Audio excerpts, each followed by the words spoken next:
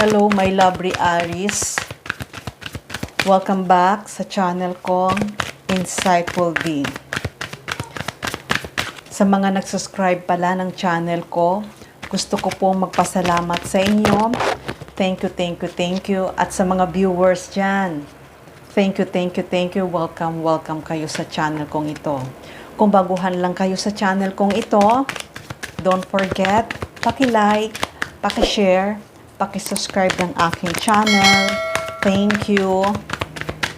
Bago natin simulan, Aries, ang pagbabasa sa card, i-shuffle muna natin ang card na ito. Aries, kung nasaan ka man sa mundong ito, gusto kong batiin ikaw na good morning, good afternoon, good evening. Welcome sa channel ko. Okay, Aries, simulan na natin.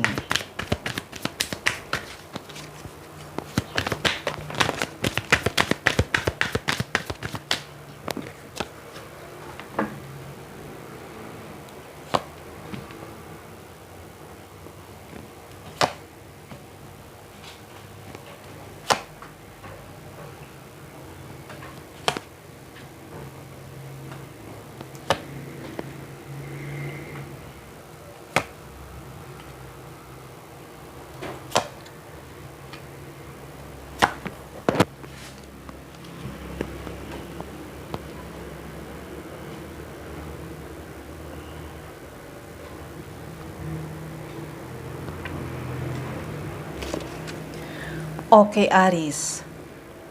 Sa nakikita ko, Aries, ay may mga taong nagbitray sa buhay mo. May mga taong nanloko sa buhay mo. May mga taong naglay sa buhay mo. Kaya nakita ko naman na talagang nasaktan ka ng sobra.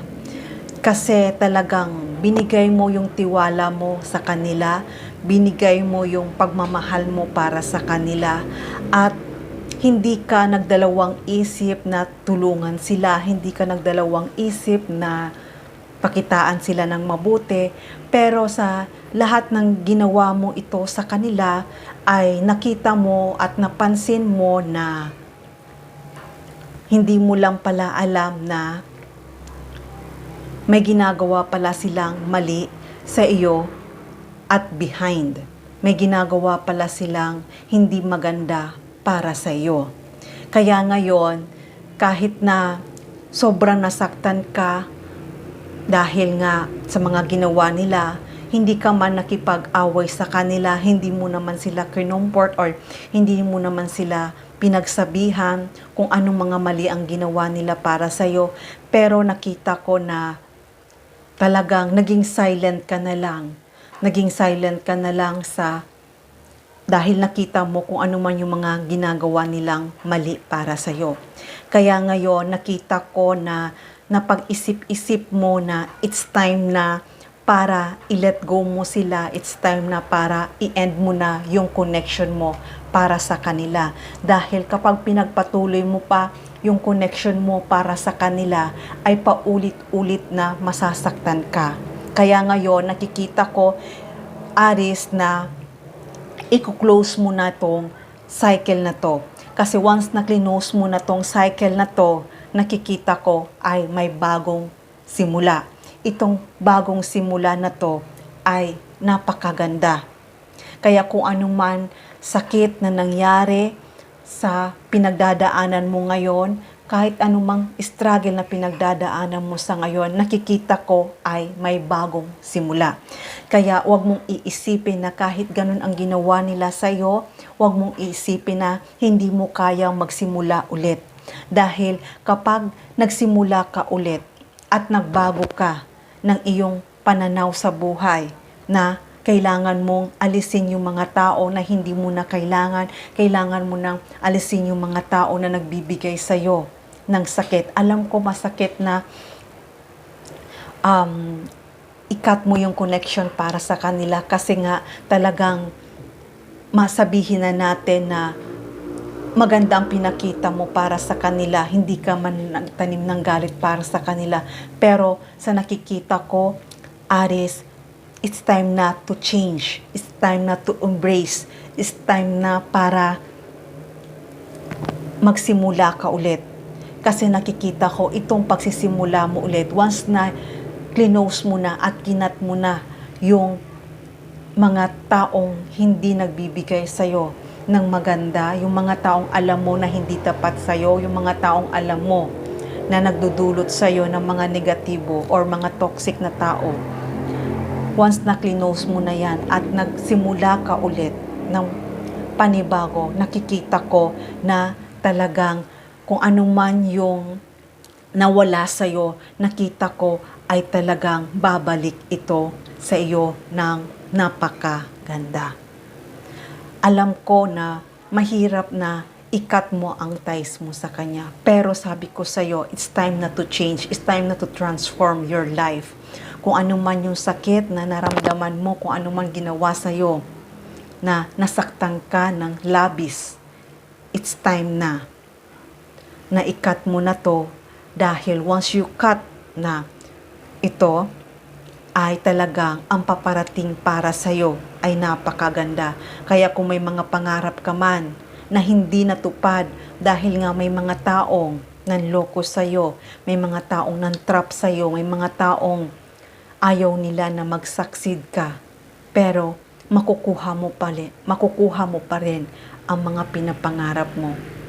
Kaya it's time na para magsimula ka ulit dahil nakikita ko dito, Aries, may magandang opportunity, may magandang career na darating para sa'yo. Maaaring ito ay trabaho, bagong trabaho, maaaring bagong business, maaaring basta nakikita ko may malaking big opportunity na darating para sa'yo. Itong opportunity na darating para sa'yo ay napakaganda. Magkakaroon ka ng magandang increase sa pera, magkakaroon ka ng masaganang buhay, magiging maayos ang buhay mo. Kaya, i-analyze mo, tingnan mo kung ano dapat i-let go mo na, kung ano na dapat ang ikat mo.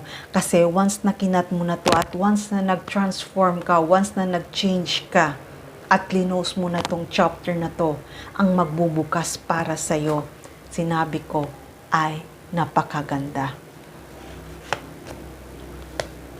Ayan, kung balak mo man mag-put up ng business dahil ayaw mo na maging empleyado, ayaw mo na mamasukan sa mga company, kung balak mo mag-put up ng business, nakikita ko ay magandang opportunity ito para sa'yo.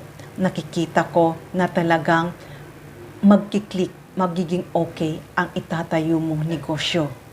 Kung ikaw naman ay lumipat ng ibang kumpanya, nakikita ko, yan napapasukan mong kumpanya ay magkakaroon ka ng promotion dyan. Maaaring ma-promote ka as a supervisor, manager, hanggang sa maging boss ka, hanggang sa maging CEO ka. Kaya nakikita ko, kaya kung ano man yung mga pinagdadaanan mo ngayon, ay talagang it's time na para i-close mo na yung chapter na yan. Alam ko masakit, pero hindi mo lang alam, yan na bagong simula na darating para sa'yo ay napakaganda. Ayan, maraming opportunity ang magbubukas para sa'yo. Kaya kung ano man yung nawala, para sa'yo ay babalik yun. Ito ay madaming opportunity at napakalaki. Ayan, at matatanggap mo to. Isang napakagandang good news ito na matatanggap mo, Aries. Kaya Aries, alam ko ang pinagdadaanan mo dahil nga talagang nagtiwala ka. Pero okay lang yan, Aries, kasi hindi mo lang alam na ang paparating para sa'yo ay napakaganda. Ayan. Alam ko, naguguluhan ka kung papaano ka magsisimula ulit. Pero sabi ko, makakaalis ka din. Yang pagkaka-stress mo yan, makakaalis ka din. Kaya, huwag kang matakot dahil akala mo lang yan. Pero nakikita ko talagang mahihil ang puso mo. Ayan, marami pa ring tao na magmamahal sa'yo, marami pa ring tao na magsusupport para sa'yo. May mga tao pa rin na talagang magtitiwala sa mga pangarap mo. Kaya itong pagbabago na to, huwag kang magda-doubt na itong bagong simula na hindi to magkiklik para sa'yo. Huwag kang alisin mo ang doubt mo dahil hindi mo lang alam ang magandang darating para sa'yo. Alisin mo, Aris, ang pagda-doubt mo sa buhay mo. Kung nag-fail ka man sa ngayon, hayaan mo lang. Kaya ituloy mo lang yan ang pagiging hard worker mo. Dahil yung pagiging hard worker mo, darating ang araw ay talagang magiging relax ang buhay mo. Ang ibig kong sabihin, darating din ang araw, magiging maginhawa ang pakiramdam mo. Magkakaroon ka rin ng time na pagbabakasyon, magkakaroon ka rin ng sapat na pera. Kaya okay lang yan, yung pagiging hard worker mo. Kaya Aris, huwag mo nang isipin, huwag ka nang mag-alala kung ano man yung nagawa nila para sa'yo. Kasi hindi mo lang alam na itong paparating para sa'yo ay lalo mong ma-attract. Lalo mong ma-attract ang magaganda na mga opportunities. Kaya nakikita ko, Aris, ay makakaalis ka na sa mga problemang pinagdadaanan mo sa ngayon. Ayan, dahil papunta ka na kung saan magiging maayos ang buhay mo. Magiging masaya ang buhay mo kasama ng iyong pamilya. Nakikita ko rin, may mga tao pa rin nandyan sa tabi mo, nasusuportahan ka. Kaya huwag kang mawalang ng pag-asa. Hindi mo lang nakikita na may mga tao pa rin na totoo para sa'yo.